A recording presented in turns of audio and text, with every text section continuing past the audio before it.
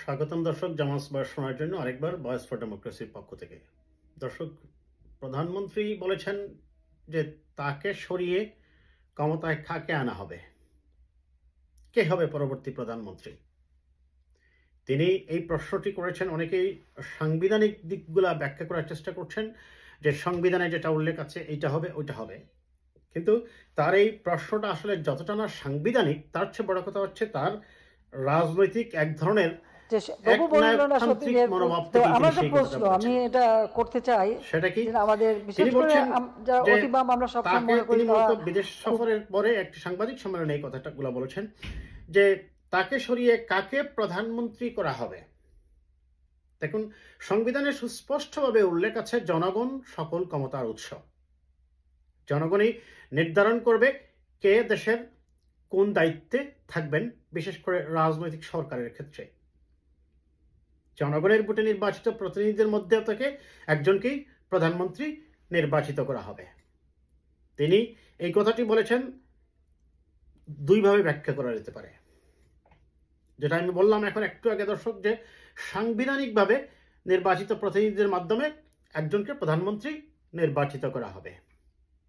এখন জনগণের ভোটে প্রতিনিধি নির্বাচিত হচ্ছে কিনা আমি বিতর্কের খাতিরে ধরে নিচ্ছি, তিনি যেহেতু এখন প্রধানমন্ত্রী, সে বৈধ হোক অবৈধ হোক, দিনের ভোটে হোক রাতের ভোটে হোক, আমিডামি নির্বাচনে হোক আর জোর করে হোক, তিনি যেহেতু দায়িত্ব পালন করছেন, তিনি প্রধানমন্ত্রী।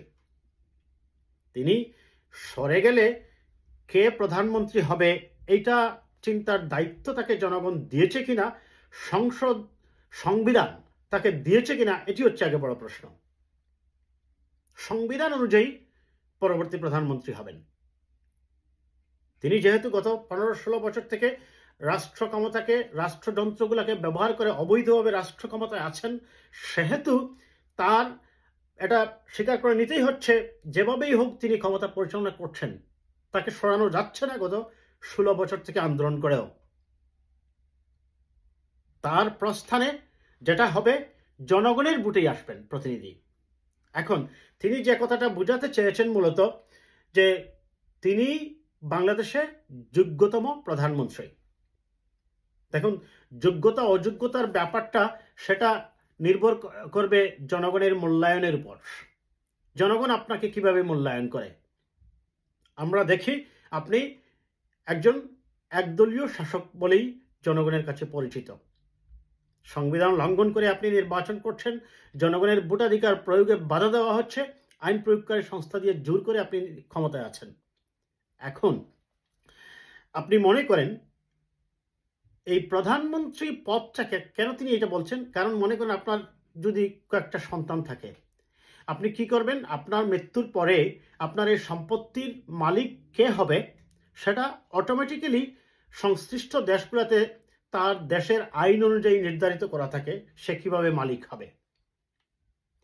যদি তার কোনো সন্তান না থাকে, কিংবা কোনো সন্তান যদি অসুস্থ থাকে মানসিকভাবে, সেই ক্ষেত্রে ট্রাস্ট করে দেওয়া হয় এবং সেই ট্রাস্টে সাধারণত ওই সন্তানকেও সদস্য রাখা হয়। এখন তিনি সরে গেলে প্রধানমন্ত্রী কে হবেন, কাকে ক্ষমতায় আনবে, তার এতটা কনফিডেন্স, তিনি যে যে উদ্দেশ্যে বলেছেন, আমি আগেই বলছি সংবিধানের বিষয় না, তার ওভার কনফিডেন্স থেকে বলছেন। তিনি নিজেকে কেন যোগ্য মনে করেন? তিনি কি যোগ্য, না জবরদখল করে ক্ষমতা দখল করে? তিনি কি জনগণের ভোটে আছেন, নাকি তিনি বাঘের পিঠে বসে আছেন, বাঘ তাকে বহন করছে, সেই বাঘের পিঠ থেকে তিনি নামলেই বাঘ তাকে খেয়ে ফেলবে বিধায় তিনি বাঘের পিঠ থেকে নামতে পারছেন না। তার সম্মুখের দিকে তাকাতে হচ্ছে, পিছন দিকে তিনি ফিরে তাকাতে পারছেন না। এই কারণেই যে তিনি দেশটাকে নো রিটার্ন পজিশনে নিয়ে গেছেন। তিনি তো সংবিধান লঙ্ঘন করে দিনের ভোট রাতে করেছেন, 154 জনকে আগেই নির্বাচিত করেছেন, এইবার সর্বশেষ আমিডামি নির্বাচন করেছেন। তিনি সরে গেলে কে প্রধানমন্ত্রী হবে, তিনি মূলত ইঙ্গিত করেছেন তারেক রহমানের দিকেই বা বেগম খালেদা জিয়ার দিকেই।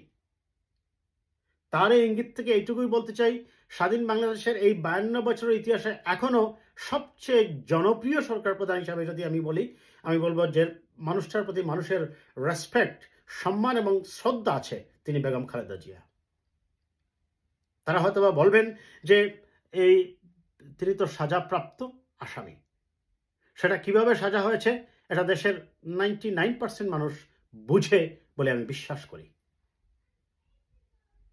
নির্বাচন যদি নিরপেক্ষ হয়, জনগণের ভোটে যদি বিএনপি নির্বাচিত হতে পারে, খুব স্বাভাবিকভাবে আপনি দেখবেন সেই আদালত কর্তৃকই সেই রায়কে অবৈধ ঘোষণা করে দেখা যাবে, সেটাকে নির্দোষ করা হবে এবং সেই মামলার কার্যক্রমই হয়তো বা দেখা যাবে তারা বাতিল করে দিতে পারে। এটি বাংলাদেশে সম্ভব, কারণ এই সরকার যে বিচার ব্যবস্থাকে সম্পূর্ণরূপে দলীয়করণ করে নিজেদের মতো করে রায়গুলো দেওয়াচ্ছে এবং মার্কিন যুক্তরাষ্ট্রের রিপোর্টেও আপনারা দেখেছেন তারা বলছে যে বর্তমান সরকার প্রধান তার প্রধান প্রতিদ্বন্দ্বী বেগম খালেদা জিয়াকে একজন জনপ্রিয় এবং জনগণের কাছে গ্রহণযোগ্য নেত্রী মনে করেন বিধায় তাকে আদালত ব্যবহার করে সাজা দিয়ে নির্বাচন প্রক্রিয়া থেকে জনগণের আন্দোলনের মাঠের থেকে দূরে রেখেছেন। তার মানে বিশ্ব সংস্থাও এখন এই কথাগুলো বলছে। তা আপনি যে বলছেন যে আপনি চলে গেলে কে হবে, এটার তো প্রথমত হচ্ছে আপনার এই প্রশ্ন করার কোনো অধিকারই নেই। আপনি জনগণের কাছে যাবেন, জনগণ যদি আপনাকে গ্রহণ করে আপনি ক্ষমতায় থাকবেন। আপনি প্রশ্ন করতে পারবেন না যে আপনি না হলে তার মানে হচ্ছে আপনি নিজেকে সবচেয়ে যোগ্যতম মনে করছেন, অথচ স্বাধীন বাংলাদেশের সবচেয়ে বেশি যদি 52 বছরের মধ্যে গণতন্ত্র হত্যা করা হয়, গণতন্ত্রকে কুক্ষিগত করা হয়, নির্বাচন ব্যবস্থাকে আইসিইউতে পাঠানো হয়, সেটা আপনার সময়েই হয়েছে। So you have no right to ask this question, who will be the prime minister in absence of you? যাই হোক দর্শক, তার এই কথাগুলো আসলে তিনি প্রায় সংবিধান লঙ্ঘন করে কথাবার্তা বলেন।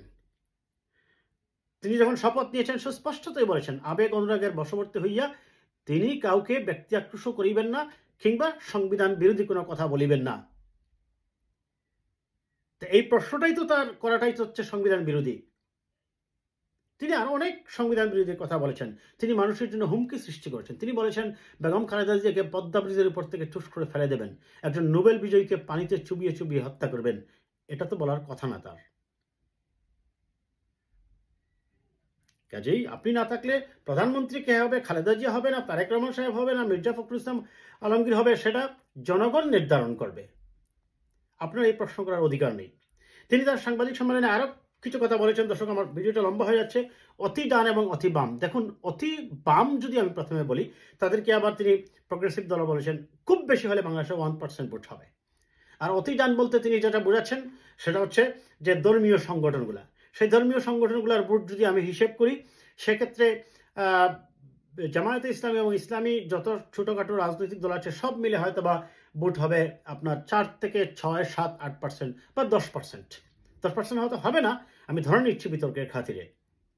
তো বাকি 35%, 40% মানুষ বিএনপির সাথে এবং আওয়ামী লীগকে, তারপরেও এই অপকর্মের পর আমি বলবো এখনও আওয়ামী লীগের ডাইহার্ট ভোটার 25-26% বা সব মিলিয়ে হয়তো বা তারা 30% ভোট পেয়ে যাবে। বাকি 70% মানুষ আপনাকে বলছে ক্ষমতা ছাড়তে হবে, কিন্তু আপনি প্রশাসনকে ব্যবহার করে হয়তোবা থাকছেন। আপনাকে ক্ষমতার থেকে সরানোর দাবি করাটা আপনি উৎখাতে নিয়ে যাচ্ছেন কেন, ষড়যন্ত্র হিসেবে দেখছেন কেন? এটা তো জনগণের দায়িত্ব আপনাকে ক্ষমতার থেকে সরানো। আপনি তো সংবিধান লঙ্ঘন করছেন, আপনি গণতন্ত্রকে আইসিইউতে পাঠিয়েছেন, আপনি নির্বাচন ব্যবস্থাকে ধ্বংস করেছেন, আপনি পুরো রাষ্ট্র সমাজ ব্যবস্থাকে ডিভালুয়েট করেছেন, ইলেকট্রাল প্রসেসকে ডিমলিশ করেছেন, রাজনীতিতে শ্রদ্ধাবোধকে আপনি ধুলায় মিশিয়ে দিয়েছেন। কাজেই এই প্রশ্ন করার মাননীয় প্রধানমন্ত্রী আপনার কোনো নৈতিক অধিকার নেই। আমি আবারও বলছি, বৈধ হোক অবৈধ হোক, আপনি যেহেতু দায়িত্ব পালন করছেন, আপনি প্রধানমন্ত্রী,